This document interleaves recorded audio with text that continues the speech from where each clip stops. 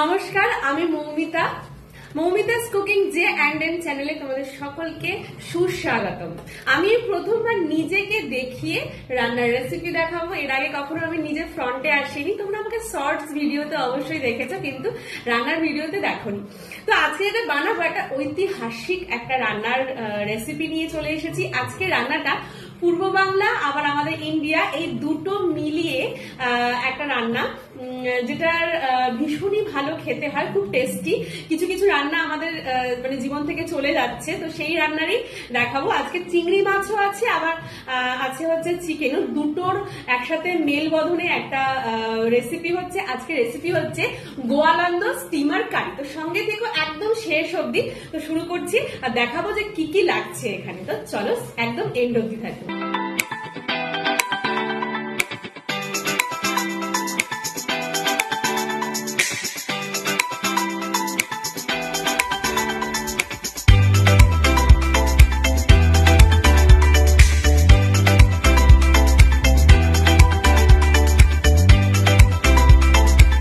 Goalanda steamer chicken curry বানানোর জন্য আমি এখানে একদম মিডিলে রয়েছে চিংড়ি মাছ নিয়েছি। এখানে চিলি ফ্লেক্স নিতে পারো তোমরা, কিন্তু আমি এখানে শুকনো লঙ্কাটাকে কুচি করে কেটে নিয়েছিলাম কাঁচির সাহায্যে। তোমরা পাইলে হামল দিস্তাতে একটুখানি ঠুকেও নিতে পারো। রসুন কুচি নিয়েছি, পেঁয়াজ কুচি নিয়েছি ঝিরিঝিরি করে, টমেটো নিয়েছি এখানে প্রায় দেড়খানা মতো, আর এখানে আদা কুচি নিয়েছি, 4-5টা কাঁচা লঙ্কা নিয়েছি, আর নিয়েছি চিকেনটাকে আমি খুব ভালো করে ধুয়ে একদম রেখে দিয়েছি। এই সমস্তগুলো দিয়ে এবার কি কি হবে সেটা তোমাদের দেখার। তো দেখলে তোমরা যে কি কি ইনগ্রেডিয়েন্টস আজকে আমাদের লাগছে। তো এটাই বলবো যে আগেকার দিনে যখন স্টিমারে এই রান্নাটা করা হতো, তখন কিন্তু তাদের কাছে খুব একটা বেশি মানে মিক্সি ছিল না, মশলা বাটার ঝামেলা এইসব ছিল বলে সবাই যেন হামল দিস্তায় থেতো করে তারপরে রান্নাটা করতো। তো সেখানে আমি তাই জন্য পেঁয়াজটা কুচি করে নিয়েছি, আর ওটা আমি থেতো করিনি। আর আমি এখানে রসুনটাও একদম চপড করে নিয়েছি, আর আদাটাও আমি একেবারে ক্র্যাশ করে চপড করে নিয়েছি।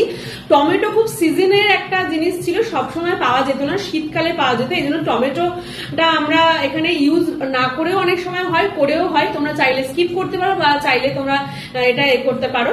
তো আমি এই সমস্ত করেছি। আর এরা এই যে শুকনো লঙ্কা যে ব্যাপারটা আছে, এইটাকেও কিন্তু তারা ওই হামল দিস্তাতে কিন্তু ভালো করে কুটে নিত, কিন্তু আমি এখানে ইউজ করেছি, মানে আমি একটু কেটে কেটে মতো নিয়েছি আর কি, যেহেতু আমার কাছে হামল দিস্তা এই সময় নেই তাই জন্য।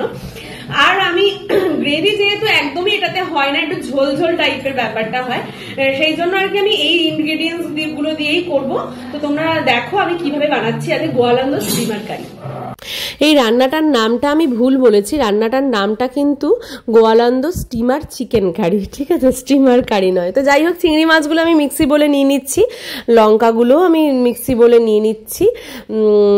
এবার দিয়ে এই চিংড়ি মাছটাকে ভালো করে আমি বেটে নেব, বাকিগুলো আমি বাটবো না। চিংড়ি মাছটা তারাও কিন্তু সেই সময় হামল দিস্তা একটু কুটে নিত, তো সেরকমভাবেই আমি করব। মানে খুব একটা মিহি করব না, জল দিয়ে একদম মিহি করব না, সামান্য একটু মানে ব্যাপারটা একটুখানি যাতে একটু মানে চিংড়ি মাছটা আধা বাটা আধা মতো থাকে।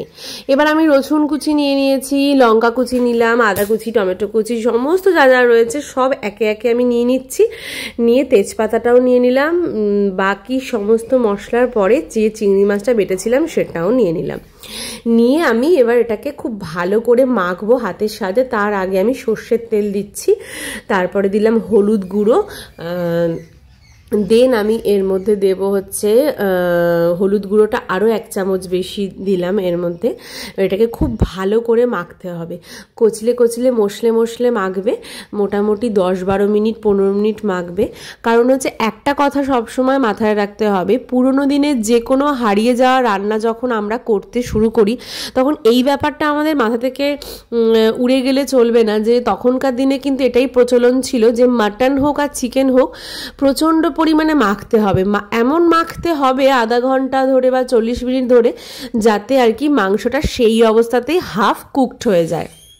এটা আমি আমার ঠাকুমাদের কাছ থেকেও শুনেছিলাম। আমার ঠাকুমা, আমার মারা বলে যে মাংস নাকি মাখতে মাখতেই হাফ হয়ে যায়।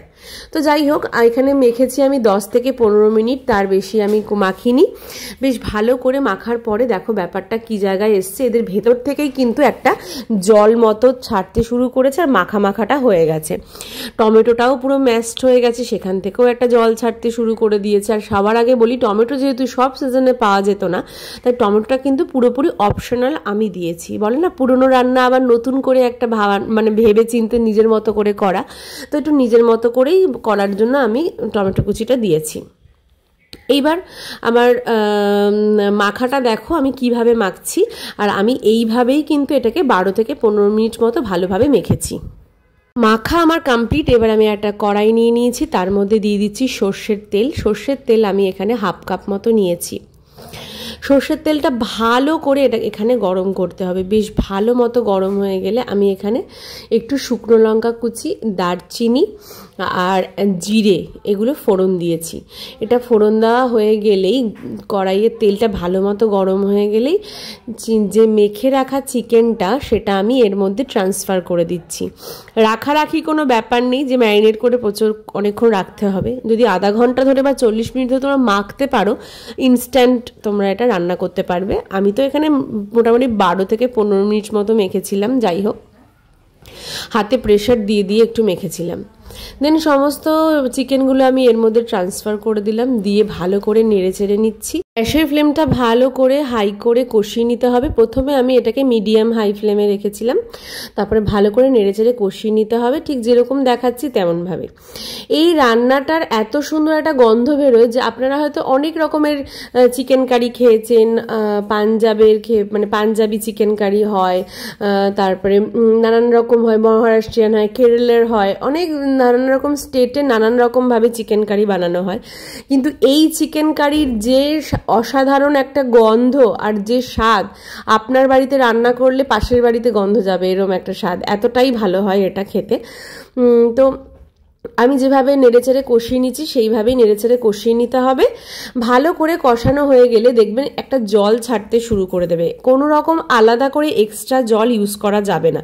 এটা ভালো করে নেড়েচেড়ে কষিয়ে যে জলটা এটা থেকে বেরিয়েছে সেই জলটা দিয়ে ঢেকে ঢেকে আমরা চিকেনটাকে ভালো করে সেদ্ধ করে নেব। তো ফ্লেমটা যখনই একটু কমাবে তখনই দেখবে এটা থেকে আরেকটু জল ছাড়তে শুরু করবে। কোনো রকম জল ইউজ না করেই যখন অনেকটা পরিমাণে জল ছাড়তে শুরু করবে তখনই এটাকে ঢেকে আমাদের চিকেনটাকে সেদ্ধ করার প্রসিডিওরটা শুরু করে দিতে হবে। তো দেখতেই পাচ্ছ ফ্লেমটা প্রথমে কমিয়েছিলাম, তাতে জলটা অনেকটা ছেড়ে এসছে। এবার ফ্লেমটা হাই করে দিয়েছি। এবার হাই করে দিয়ে এবার এটাকে ঢেকে দেবো মিনিমাম 15 থেকে 20 মিনিটের জন্য। ব্রয়লার মুরগি রান্না করছি, তার জন্য বেশিক্ষণ ঢাকতে হবে না। 20 মিনিট বাদে চলে এসেছি। দেখো আমার চিকেনটা কিন্তু পুরোপুরি প্রায় রেডি। তো দেখো ব্যাপারটা কতটা ব্যাপক হয়েছে দেখতে। দেখতে কিন্তু খুব অসাধারণ হয়নি, কিন্তু এটা খেতে ভীষণই অসাধারণ হয়।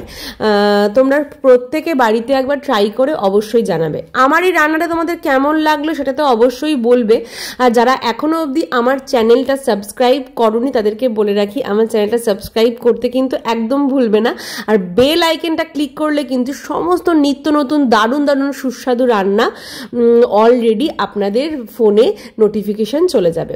তো দেখতে পেলে যে কতটা পরিমাণে তেল এটা নিজে থেকে ছেড়েছে। ব্যাপারটা এতটা সুস্বাদু, এতটা টেস্টি হয় যে কি বলবো। আমার জীবনে খাওয়া সব থেকে টেস্টি একটা চিকেন কারি। অবশ্যই ট্রাই করবে আর কমেন্ট বক্সে কিন্তু জানাবে যে কেমন লাগলো এই চিকেনটা, তোমাদের রেসিপিটা জানতে এবং বাড়িতে রান্না করে খেতে। আর অনেক দিন বাদে ভিডিও আপলোড করলাম, বেশ কিছু কাজের জন্য আমি ভিডিও আপলোড করতে পারিনি। আমার পরিচয়টা আমি একটু পরেই দেব আর কিছুদিন বাদেই, যে আমি কেন ভিডিও আপলোড করতে পারিনি। কারণ আমার একটা চ্যানেল রয়েছে, সেটার সম্পর্কে আমি একদিন লাইভে এসে সমস্ত কিছু বলবো। সঙ্গে থেকো তোমরা বন্ধুরা।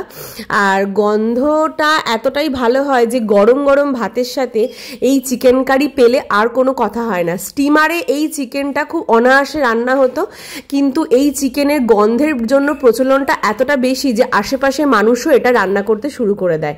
সেই থেকেই এইটার নাম হয়ে যায় গোয়ালন্দ স্টিমার চিকেন কারি। এই রান্নার কথা কিন্তু খুব প্রসিদ্ধ একটা গল্পের বইতে লেখা রয়েছে, সেটা আমাকে জেনে আমি গল্পের বইয়ের নামটা অবশ্যই জানাবো। তা এটা প্রচণ্ড সুস্বাদু একটা রান্না, তো তোমরা অবশ্যই ট্রাই করবে, অনেকবার বললাম।